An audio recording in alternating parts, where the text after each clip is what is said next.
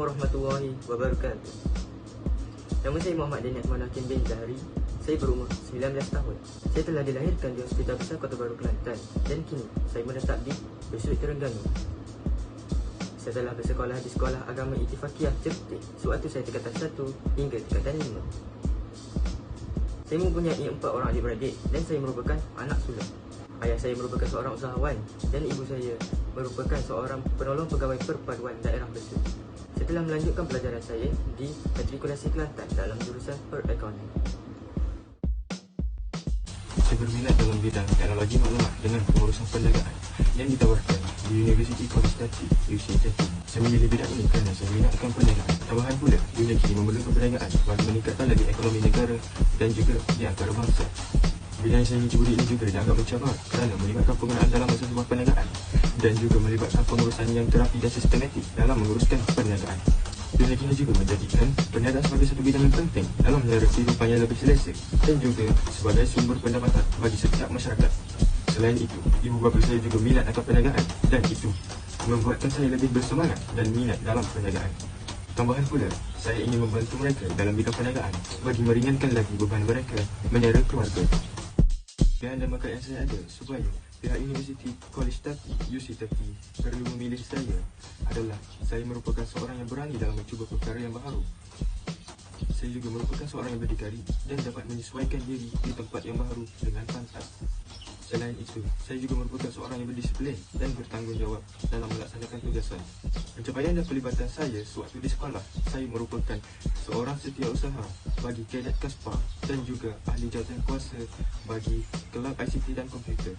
Saya telah menyertai kem kenaikan pangkat bagi mewakili kadet KASPA di sekolah saya. Saya juga telah menyertai MFLS Kohort 2 pada tahun 2020.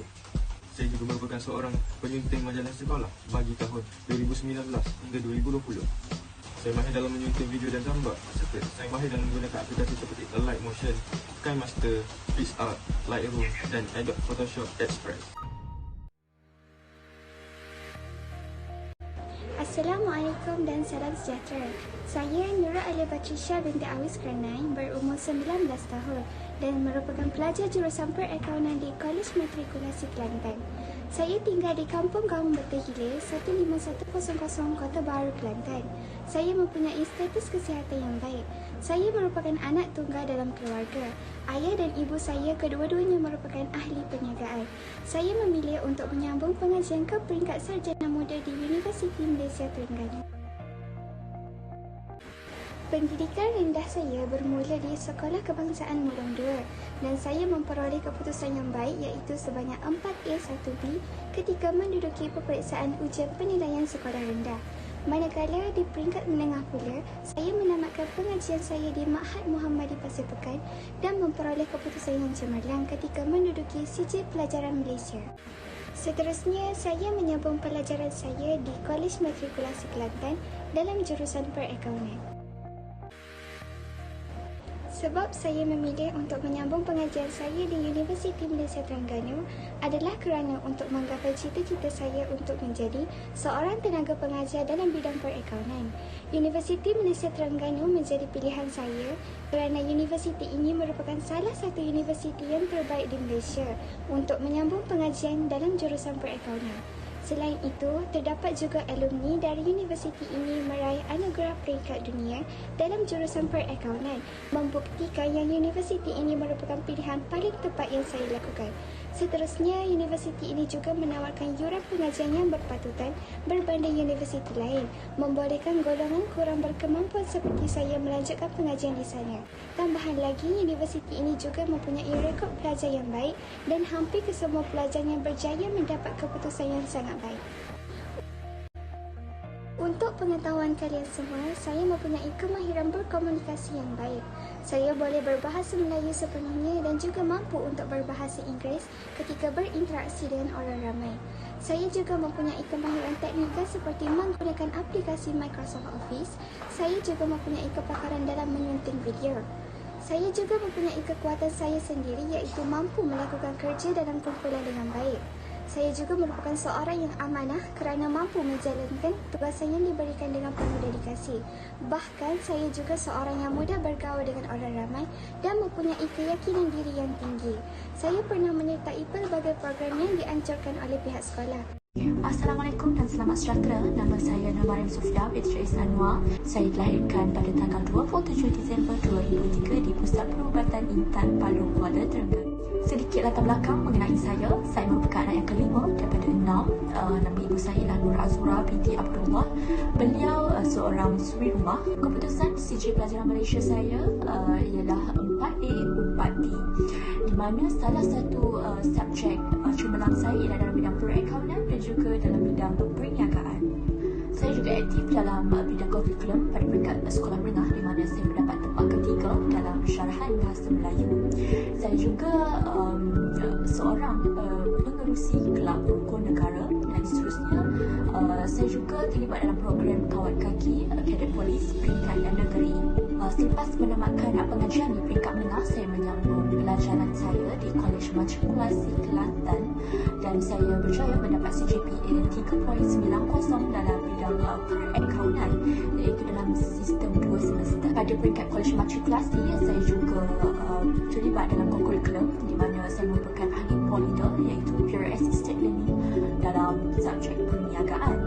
Saya juga mempunyai beberapa kemahiran di mana saya mahir dalam metode bahasa Melayu, bahasa Arab dan juga bahasa Inggeris. Okey, selain daripada itu, kemahiran dalam teknikal pula saya mahir dalam menggunakan mengaplikasikan Microsoft Teams, Microsoft Word, Excel, PowerPoint dan sebagainya. Di sini saya nyatakan beberapa sebab mengapa saya memilih Universiti Sultan Zainal Abidin sebagai tempat saya menyambung pelajaran saya pada peringkat ijazah sarjana muda dalam bidang perakaunan. Assalamualaikum dan salam sejahtera. Saya Nur Adlina Fatinin binti Muhammad Zulkifli. Saya berumur 18 tahun. Saya berasal dari Kota Baru, Kelantan. Di sini saya ingin menyatakan bahawa pendidikan terakhir saya belajar di Kolej Matrikulasi Kelantan dalam bidang perakaunan. Selain itu, saya merupakan anak ketiga daripada 5 beradik. Adik-beradik saya 3 lelaki dan 2 perempuan. Pekerja ayah saya ialah berniaga, manakala ibu saya merupakan seorang suri rumah. Saya berazam untuk menyambung pengajian ke bidang perakaunan di UiTM bagi merealisasikan impian untuk menjadi seorang akaunten yang bertauliah dan berdedikasi pada masa hadapan. Seterusnya, saya memilih UiTM kerana UiTM merupakan universiti awam di tangga keempat terbaik di Malaysia dalam bidang perakaunan. Di samping itu, dalam kedudukan dunia pula, UiTM berada di kedudukan tangga ke-182 dan mendapat 3 bintang daripada QS. Saya menerima pendidikan peringkat rendah di Sekolah Kebangsaan Mulun 2 di pinggir bandar Kota Baru, Kelantan. Semasa saya darjah 6, saya dilantik sebagai penolong ketua kelas kerana saya mempunyai sifat kepimpinan dan bertanggungjawab, malah saya juga seorang yang berani. Seterusnya, sifat ramah mesra saya disenangi dengan ramai orang. Pada tahun 2014, saya menduduki ujian penilaian kelas KAFA dan memperolehi keputusan 6A2B. Selain itu, pada tahun 2015, saya menduduki UPSR dan mendapat keputusan sebanyak 1A, 3B, 1C. Setelah tamat pengajian peringkat rendah, saya melanjutkan pelajaran ke Sekolah Menengah Kebangsaan Mulun yang terletak di pinggir bandar Kota Baru, Kelantan. Seterusnya, pada tahun 2018, saya menduduki PT3 dan mendapat keputusan 4A, 2B, 3C, 1E. Pada tahun 2020, iaitu tahun akhir saya berada di alam persekolahan, saya dilantik sebagai pengawas sekolah dan diberi tanggungjawab untuk mengawasi pelajar-pelajar yang tidak mematuhi peraturan yang ditetapkan oleh sekolah. Di samping itu, saya memperolehi keputusan SPM 4A, 3B+, dan 1C. Saya berasa amat bangga dengan keputusan SPM yang saya peroleh kerana kami merupakan tahun pertama yang menghadapi banyak dugaan dan halangan bagi menduduki SPM pada tahun ini. Antara kemahiran yang tersemat dalam diri saya ialah saya mahir untuk bekerjasama dan bertanggungjawab dalam kumpulan dan berani untuk mencuba sesuatu benda baru. Hal ini kerana semasa zaman persekolahan saya banyak memegang jawatan yang penting dan ia telah melahirkan sifat kepimpinan dalam diri saya dan mahir untuk bekerjasama dalam kumpulan. Selain itu, saya juga suka mendengar pendapat dan pandangan orang lain jika ada yang melontarkannya. Di samping itu, saya juga mahir dalam menggunakan Microsoft Word, Excel, menyunting sebarang video menggunakan aplikasi CapCut, mahir dalam edit gambar dengan menggunakan Adobe Lightroom, VS Code, Teza dan sebagainya. Secara umumnya, masalah sosial merangkumi pelbagai perlakuan negatif anggota masyarakat yang tidak membawa sokongan dan keuntungan kepada kekuatan sistem dan ekonomi yang diamalkan dalam sesuatu masyarakat dan negara. Secara perundangan, tidak terdapat definisi yang khusus bagi mengkategorikan remaja. Akta Pengangkutan 1952, kanak-kanak diidentifikasikan mereka yang berumur 21 tahun dan ke bawah. Walaupun setiap akta ini tidak menjelaskan sesuatu peringkat umur tertentu, secara umumnya dalam membicarakan masalah remaja, golongan remaja yang perlu ditumpukan adalah yang berumur di bawah 21 tahun dan sebahagian besar daripada mereka yang masih dalam persekolahan. Salah satu contoh bagi masalah sosial pada 29 Jun 2021, Kuala Lumpur ialah polis mengenal pasti seorang remaja perempuan dipercayai terlibat dalam video menunjukkan seorang remaja perempuan dipukul di kawasan tangga yang tular di media sosial. Ketua Polis Daerah Petaling Jaya ACP Muhammad Fakhruddin Abdul Hamid berkata, remaja terbabit akan dipanggil untuk memberi keterangan bagi membantu kes berkenaan. Beliau berkata, dalam kejadian di sebuah paspuri di Kelana Jaya itu, seorang remaja perempuan berusia 12 tahun cedera di kepala dan badan selepas dipukul remaja perempuan yang lain. Beliau berkata, dalam kejadian di sebuah pangsapuri di Kelana Jaya itu, seorang remaja perempuan berusia 12 tahun cedera di kepala dan badan selepas dipukul remaja perempuan lain yang cemburu dengan hubungan mangsa dengan abang angkatnya. Terdapat banyak lagi isu-isu yang berkaitan dengan masalah remaja. Kesan akibat masalah remaja, disiplin menjadi rosak. Kelibatan remaja dalam kancah sosial boleh merosakkan disiplin mereka. Mereka tidak mahu dikongkong dan inginkan kebebasan dengan menginginkan telefon bimbit dan pelan data tanpa had. Kebebasan yang diberikan menyebabkan ibu bapa tidak dapat memantau di mana dan dengan siapa anak-anak mereka berada. Kedua, hilang rasa hormat. Berbeza dengan zaman kini, ibu bapa dan guru-guru di sekolah dipandang tinggi dan dihormati pada zaman dahulu. Mereka akan bercakap lemah lembut dan sopan sebagai tanda adab dan hormat. Tidak sama seperti remaja masa kini yang biadab dan tidak menghormati ibu bapa dan guru-guru. Terdedah kepada gejala sosial yang buruk membuatkan mereka tidak mengetahui adab dan cara hormat kepada guru-guru. Ibu bapa membekalkan wang ringgit dan harta yang dianggap penting sebagai tanda kasih sayang kepada anak-anak mereka. Cara mengatasi masalah ini, peranan ibu bapa. Peranan ibu bapa adalah amat penting dalam memberikan perhatian yang serius terhadap anak-anak mereka. Ibu bapa mestilah memperhatikan setiap gerak-geri ataupun pergerakan anak-anak mereka. Ibu bapa juga seharusnya mengetahui rakan-rakan anak mereka dan sentiasa memastikan anak-anak mereka berkawan dan bergaul dengan mereka yang mempunyai kedudukan moral yang baik.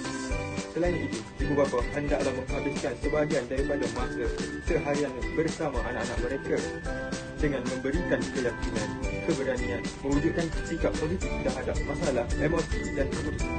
Selain itu, tingkatkan penghayatan anak-anak terhadap agama, nilai-nilai murni, motivasi, melatih anak cara bersopan, prinsip-prinsip accountability seperti janji, berketerampilan, menunjukkan kepribadian yang mulia, amanah, sanggup menerima kelemahan diri, serta meneroka potensi anak.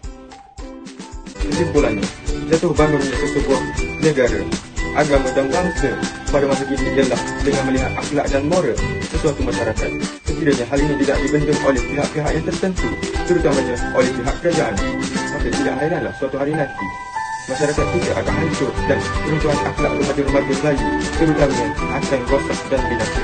Namun begitu, terdapat kesan yang paling ketara yang akan dilihat kiranya akhlak remaja pada hari ini tidak dibendung dengan segera. Masyarakat di negara ini akan menjadi porak-poranda, berpecah belah dan tidak bersatu padu. Akibatnya, perasaan buruk dan prasangka akan wujud dalam masyarakat. Sifat saling curiga-mencurigai akan bercahaya di hati masyarakat. Hal ini memberi kesan apabila berlaku pergaduhan dalam masyarakat. Isu-isu perkauman akan wujud seandainya pergaduhan ini melibatkan antara dua kaum. Sekaligus, kadar jenayah dalam kalangan masyarakat juga akan meningkatkan, yang mana hal ini disebabkan oleh kadar kerusuhan akhlak di kalangan remaja semakin meningkat.